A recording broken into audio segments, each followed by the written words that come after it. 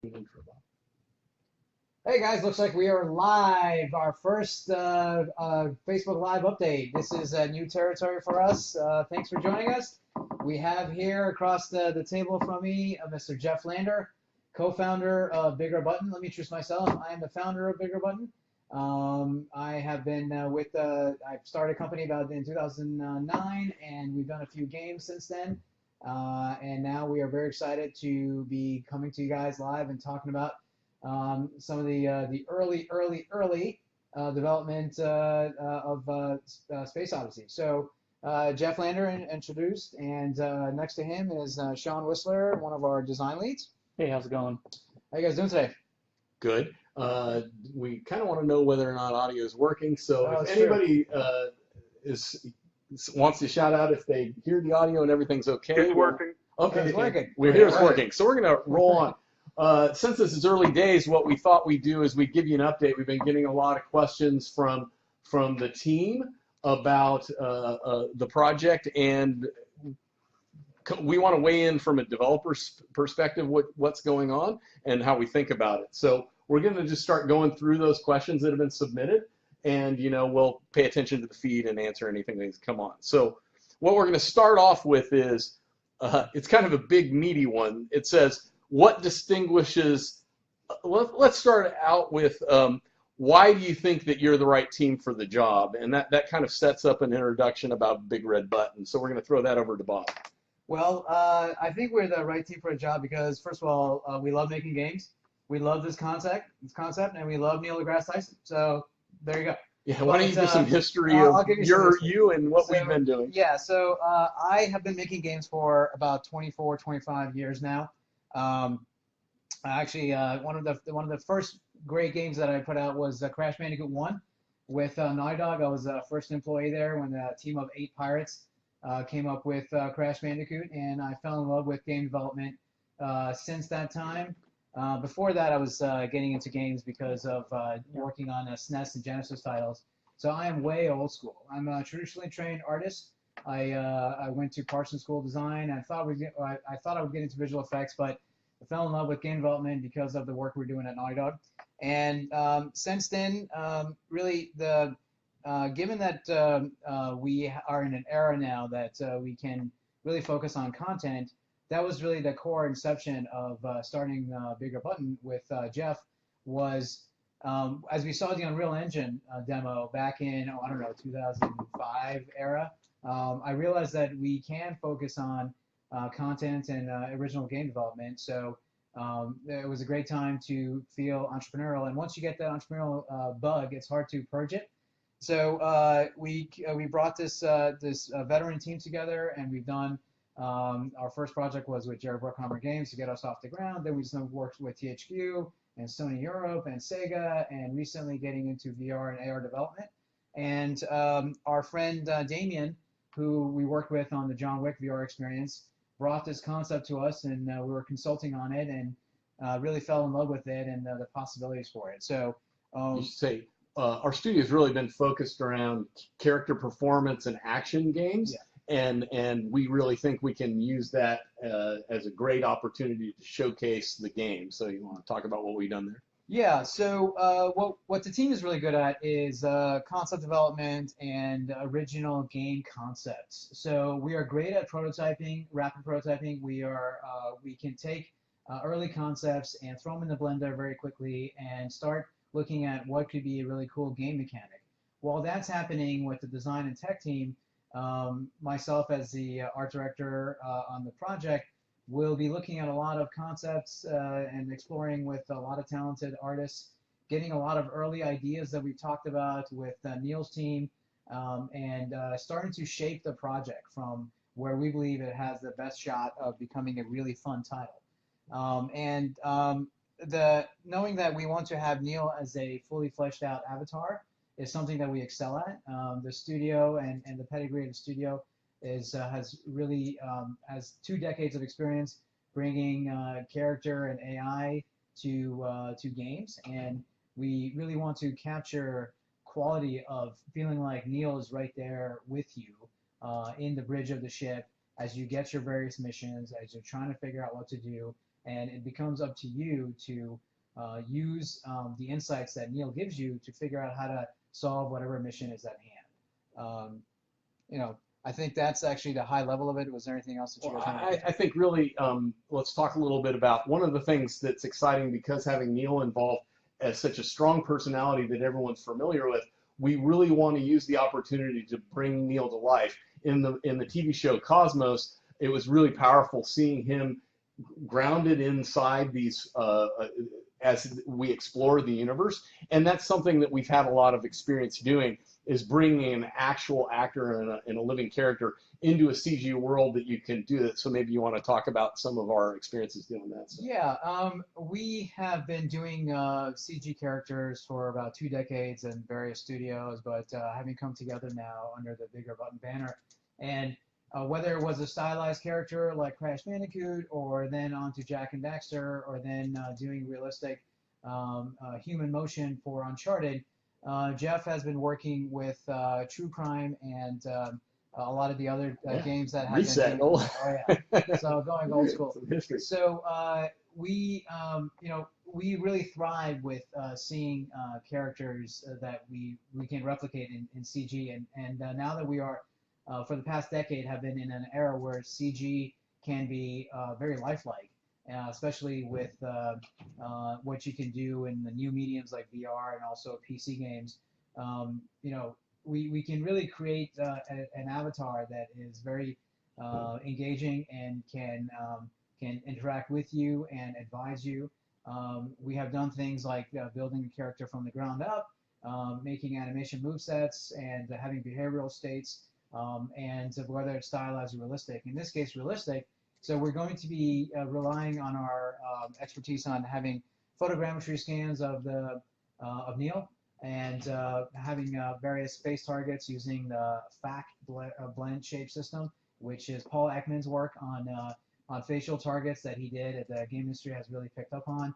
Paul Ekman, if you might know the name, did a lot of behavioral studies of the face, and he identified a lot of key expressions that every human, no matter what culture you're in, identifies with. And we are able to build on that work. A lot of teams like Naughty Dog, even at LucasArts and EA, and have really picked up on this. And this is something that we've also done as well, which is we're going to make Neil make a whole bunch of crazy expressions, which will be the range of expressions for his face. And once we have that topology created, we're going to map that to the various blend shapes. And that way, when Neil is ready to be motion captured with simultaneous capture of his voice and body performance, then we can take that data and apply it to a AI behavior, which basically means, I'm probably getting too nerdy, but it basically means that you can have Neil right there. We will have different things that he will respond to. It will be a blended state tree, where animation tree, where he will go from one pose to another based on what the user's input is, and he is able to interact with you in all different kinds of ways. So really, the sky's the limit. The limitation is based on our time and what we can raise from a budget perspective. But that's really getting into the weeds of what we can do with character avatars. You know, maybe you can talk to building out the AI behavior. Well, I kind of want to stick to questions. There's been a lot of questions coming in about engine and concept art and stuff. We'll get to that. We wanted to weigh in some of the things. I guess let me start with the engine stuff since you mentioned it. Yeah. As a studio, we're very versed in a lot of game engine technologies. I started out writing my own game engines and have since worked on basically every one of them. We do have looked at this project and do feel Unreal's really well suited for the job. We have a lot of experience. We even shipped our mobile game for Daydream Arc Slingers on Unreal, and that's now running on Vive and Oculus and PlayStation VR. And we feel that that's really well suited for the job, given the graphic fidelity and the ability to target a lot of platforms. There have been discussions on Kickstarter about what platforms are we going to support, and using the Unreal Engine gives us an opportunity support as many devices as possible. And we look at this project as what we're building out now as the framework by which that we can continue to grow and put it onto other projects. So that's one of the real reasons to use the Unreal Engine. There was also a question about physics, how we, as part of Neil's belief and the team and Kickstarter's discussion is about, the question was, how do you plan on fusing real world physics into your game in an engaging way? And we think about this game as, since the whole idea is space exploration grounded in science, there's two aspects to that. My history on game development, I started out writing game engines, and I specialized in physics and graphics as well as character animation. And so I really love this stuff. And as a team, we're really anxious to explore what we can do on that. We think of the physics in the game in two different ways. As part of the space exploration, there's sort of the interplanetary physics. There's a little bit of a simulation where we can chart how stars do orbits, how you leave one orbit to go to the next. And that's kind of a macro way of looking at the physics. And then when we look at sending probes or exploring down onto the surface of an asteroid or the surface of one of the key planets, as we look at expanding this, there's the moment-to-moment physics of moving with gravity and interacting in that way. So we have designed our physics engine technology to work on those two different levels. There's sort of the astrophysics aspect, and then there's the micro moment-to-moment physics of it. So can I add on to that? yes, absolutely. So Sean, jump in where we take that. And give yourself an introduction too. Yeah, so I'm Sean Whistler. I'm the lead designer on the project. And I just wanted to put some design color onto how the physics are going to work. One thing that's really important is that we make the physics gameplay accessible to people of any level of familiarity with the science. What we don't want is to make a game where you already have to know the science really well to have fun with it. That's not the goal. The goal is to cast a wide net and to allow you to have fun with the physics without even if you were going in blind. So what that means is you're not doing any math. The game will do the math for you. There will be a lot of visualization of, like, if you're planning a course to Mars, you'll be able to play around with how much fuel do I want to spend? Do I want, where can I use gravity assist to help me go? But you won't have to calculate anything. You just tell a game, these are kind of my priorities, and it'll show you different paths you can take and the different trade-offs that are there. And then you decide, as sort of the ship's captain, which one of these, do I feel like I want Under advisement from Neil as your. Yeah, and at any time you can go to Neil and be like, oh, hey, so what does this mean that, if I'm, like to take a slow path around Mars. Right. And Neil will talk about the principles of, fuel consumption. Yeah. And like a friendly Hal, but yes. not as menacing. Yes. What are you doing, Dave? So yeah, there's a lot of concepts that we are incubating, and really the goal right now is to start coalescing those concepts into some solid gameplay ideas. It's a slow process because we have to go through getting feedback from Neil, and Neil will tell you that he is not a game designer. He knows what excites him, but we have to find the right balance between making sure that we are true to the pillars of the project, which is real science, grounded science, but at the same time very engaging and exciting. So that's one of the key things of going back and forth with Neil's team and us as game developers to make sure that when we are ready to share the big picture, it's something that is allows us to follow up on what Sean was saying, resource manage and interstellar travel and exploration. Really, that's one of the pillars of the project for us, is to show the awe and wonder and the majesty of space, and using things like physics and gravity and the pull of stars the dangers of asteroid fields and things like that to help you navigate your precious colonists Can I follow up on yes, that? please. Yeah, the big picture is that it's a core part of the game that we're trying to deliver on is that real science and the way things really work when it comes to space travel is exciting on its own. You don't need aliens, you don't need pirates, you don't need science fiction, crazy technology. You don't need any of that to have a fun, compelling, exciting space travel game. That's like the fundamental thing that we are, that the game is going to deliver. Yeah. Like that's a pillar. So I see a lot of questions about, is there anything to show? Truthfully, we're really, as a team, just getting started on this project. We're in early concept development and early prototyping. We do plan on being, we should say up front, this is a new experience for us. Normally when we work on games, we are kind of put in a box by our publisher where we're not allowed to show anything for 2 years until the game actually ships. It's just kept in the dark and only the publisher sees it. This is a new world for us as far as this kind of live development, and we're actually eager to get you guys involved as quick as possible. We're not quite ready to do that with the work we're doing yet. We need to work with the team, the production team, and decide when and where to show what. Be assured that we're working on a lot of stuff behind the scenes. We do think, you want to share some that image and stuff? Yeah. Are you okay? So we did want to show, we were talking about the character work. Some of you may have seen some of the stuff we did we worked with Starbreeze and Weaver on the John Wick experience, and Bob mentioned how we captured the character. So character image, let me see if I can post this. I don't know if I can enter to post. Let's see. How do we do that? I'm trying to figure out how we can put in an image into the feed, insert an emoji. Yeah, I can't do that, I guess. Can you screen share?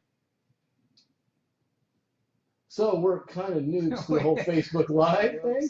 We're trying to find a way to show you guys some images. Going to Jeff's point while he's trying to figure out how to dance under the lights here. We are used to doing a traditional way of development, which is you go dark for a long time, you work with your publisher, you define what games are making like a sausage, right? That's the metaphor. So you typically go through a game design period where you're exploring different concepts and starting to prototype with your publisher, and then when everybody feels ready to actually start bringing in press and announcing it, then there's like a teaser trailer, and then there's like hands-on demos. This is completely 180 of that. So we have never done this kind of a format before, where we're talking to you guys early on some things that we're still guarded on because we're still thinking through them and want to make sure that we are true to what Neil's team's vision is. So there's a lot of ongoing discussion. So we love the enthusiasm that we're seeing from the fans, and it's something that we want to make sure that we are building correctly and accurately from the ground up. So yeah, this is a exciting process for us and a little scary because we're not used to doing this. In this and I can't figure out how to put an image into the chat. When your CEO can't figure out it. Facebook. I will be the first to admit that Facebook's not something that I use a lot day to day in our development. Yeah. But I posted in the comments that we'll follow up and in this post put up some images from our prior work. You don't want to share what you just had for lunch? And, Exactly. Like a foodie or something. Yeah, well, I don't even know. I do. So we're just going to jump back into the questions. You want to Do the first one. The first one. Yeah. Okay, so there was a top question that was, what distinguishes us from the big space games like Elite Dangerous, Star Citizen, and Eve?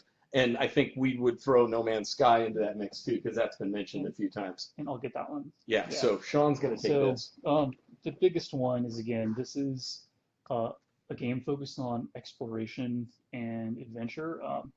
There is no combat in Space Odyssey. Unless it's blowing up asteroids or mining or something like that. Yeah, but that's not. Yeah. I wouldn't call that combat. There's definitely no player v player. This is about exploration, not about conquest. And the challenges will all come from the environment. Like, yes, if there's an asteroid coming in, that you might have to blow it up. The other one is, there's a difference in scope. Star Citizen and No Man's Sky and Eve, those are all huge, huge games in their own ways. Eve is an MMO. Star Citizen is a lot of different things packed together. It's the kitchen sink of space games. And That's for sure. No Man's Sky has this huge procedurally generated universe. We're starting a lot smaller. The goal is for the first initial launch to release a small product with a great, compelling core mechanic that's replayable, that has a lot of input from the community. And then we're, on top, we're going to use that as a framework that we will develop further from there. Right. And the key thing there is making sure that we're true to Neil's original vision that got this thing going off the ground, which is how do I make real science inspiring and allow you to have gameplay that you can learn from. There's a lot of baggage that comes with that. I think there's a lot of opportunities. We as game developers and some of us parents kind of see the blend between games that we love to play that depending on the genre, and also games that are educational. They're not that many that I can look at and say that I learned something while I was playing it. But first and foremost, we want to make sure that the game is fun, that as we start baking the mechanics, that they feel really good, and that we are true to Neil's vision of making something that you can understand what are the limitations of the real world, how do you problem solve within real science settings, and how do you get your ship with theories of what science will most likely have. As we have interstellar travel, there's going to be some limitations of that. How do you get generations of humans to go across planets? Can you do a wormhole?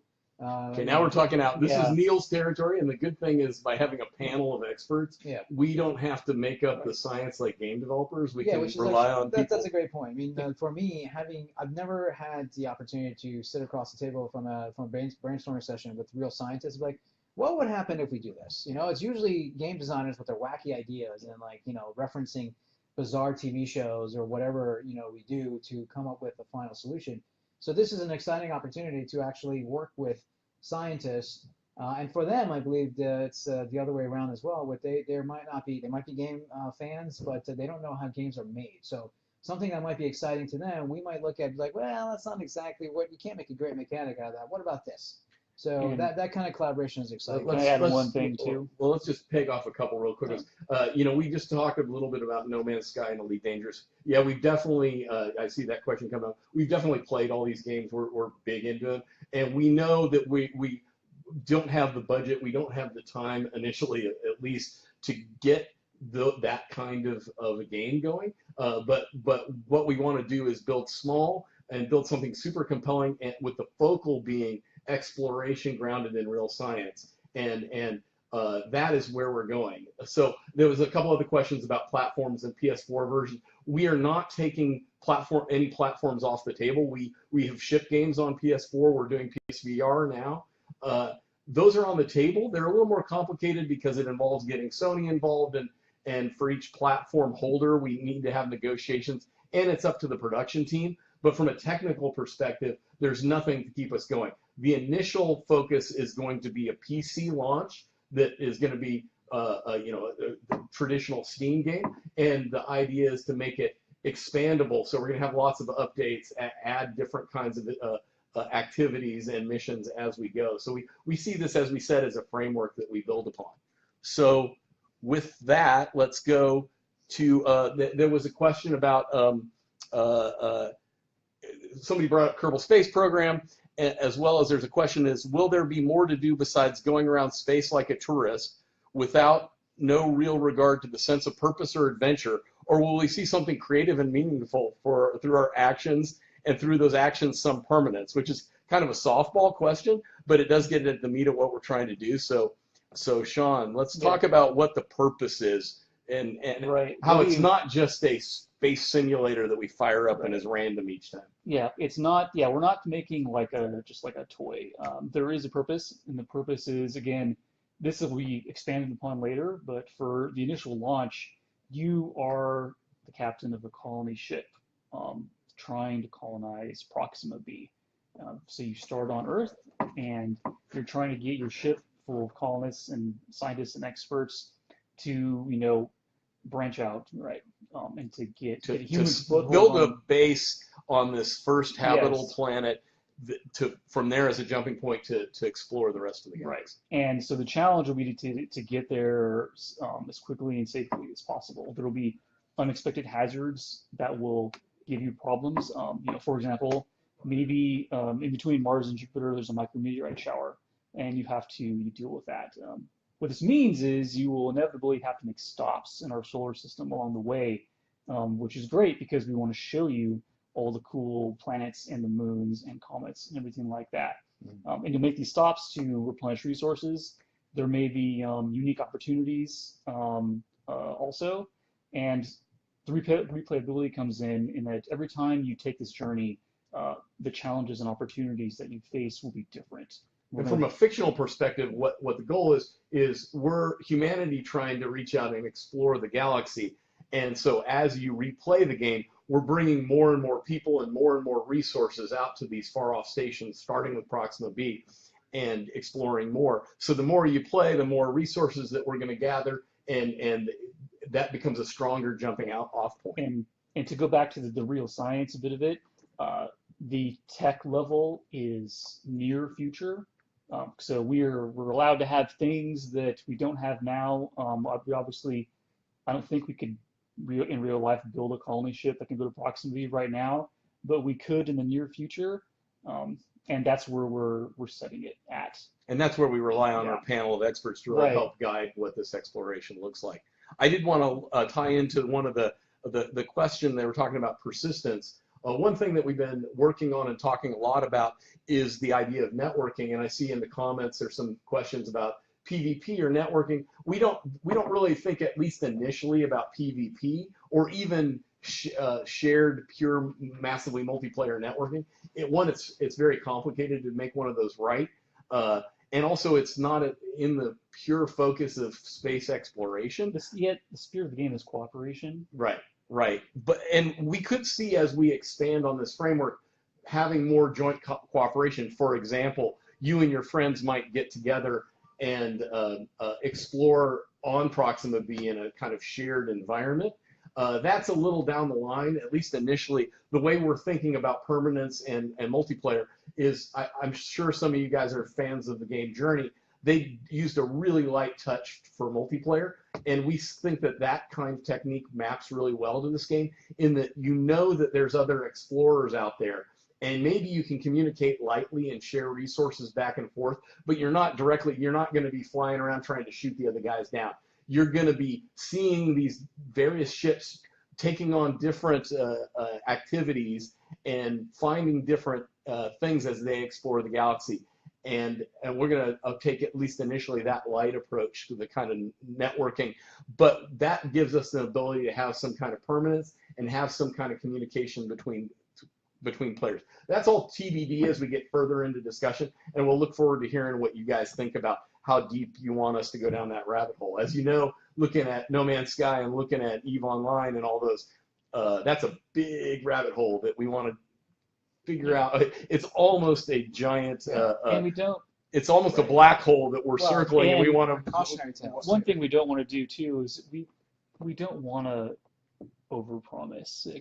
We don't want to sit here and talk about, like, oh, it's going to have all the stuff and it's going to be totally epic and amazing, and like, we're not going to do that. We're going to play it pretty straight with you guys, especially since the community is going to be involved in production every step of the way. Yeah.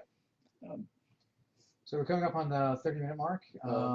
So we kind of waded through. Let me make sure we've gone through most of the initial questions, and then we're going to scrub through. Bob, as an aspiring astronomer, and I'm excited to see what you'll come up with this project. Is there thought? Let's take this in two parts. Is there thought of using procedurally generated graphics for terraforming? Bob, why don't you talk about what our art approach is to bringing these, both the galaxy and these foreign locations to life?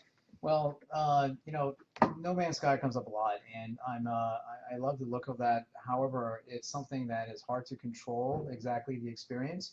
So I'm more of the mindset, and I think the team agrees with me here, and we're having some early discussions with Neil's team as well, that we're going for more of a scripted scenario with a wide linear kind of a format.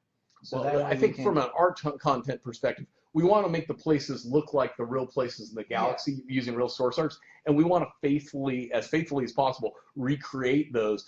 And we have a lot of experience doing procedural. We think that, as you know, some people, I obviously am very amazed at how ambitious No Man's Sky was, but there is a little bit of a sameness in that procedural. Whereas if we craft it through the techniques that we know how to use, we can get a look that we think is really strong and compelling. yeah, and that's something that I've done most of my career is looking at organic environments and trying to see how we can squeeze the performance out of the platform, whatever it might be. You know, if you look at the history of Naughty Dog with what they've done masterfully with looking at every PlayStation system and making more of a beautiful jungle scene.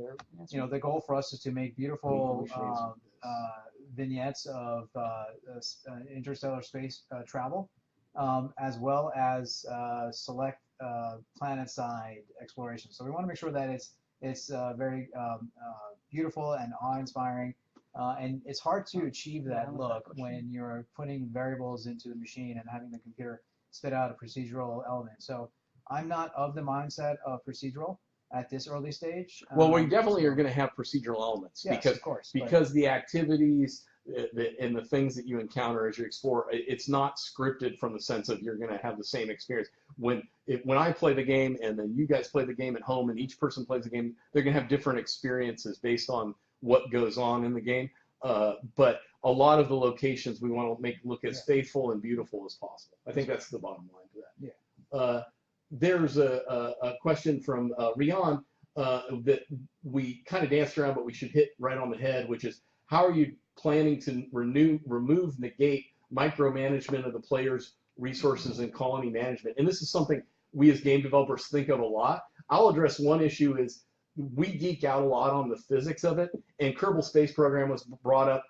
They really go deep on the building of the ship and the control of the ship and the realistic physics from that point.